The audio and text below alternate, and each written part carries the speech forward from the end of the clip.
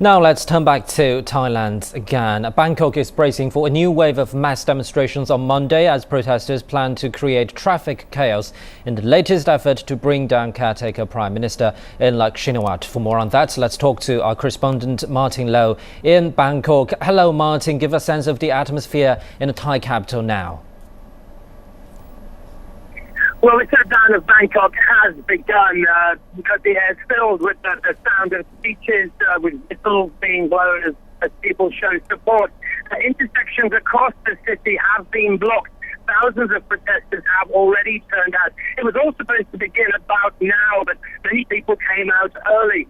Many of the streets, though, are less busy than usual. It looks as though many people have stayed at home today and avoided the city. Road traffic is relatively light, and public transport is less crowded than normal.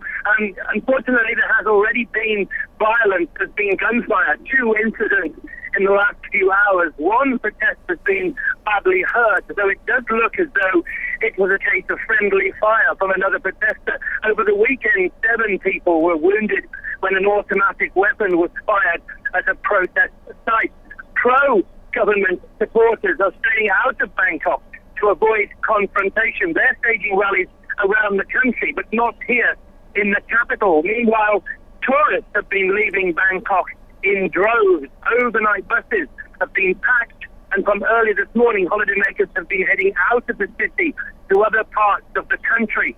The government has massive support outside Bangkok in the rural farmlands to the north, but here in the capital, it's looking ever more isolated. The police favour the government, but other state agencies have notably failed to come to its aid. And in the wings stands the army, ready to seize power if the shutdown wreaks the havoc the protesters want. Well, Martin, it looks like the protesters are very serious about their goal, which is shutting down the entire city of Bangkok. So under such circumstance, will the government take some extraordinary measures?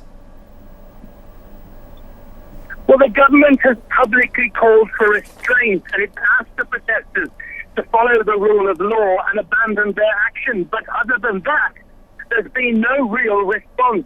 The government announced that police won't try to oppose the protest, at least for the time being. Now, opponents are accusing the government of being corrupt, pushing through bad policies and lining their own pockets in the process. The government has agreed to set up a body to examine political reform, but the protesters want nothing less than the Prime Minister to resign and a People's Council appointed to run the country. They've prevented candidates from registering to take part in elections here next month, and they say they'll block voting stations so people can't vote.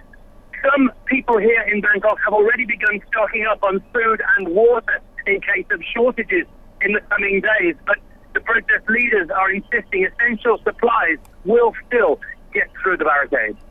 Thank you very much indeed, our correspondent Martin Low in Bangkok, and we'll keep you updated on the situation in Thailand through our programs.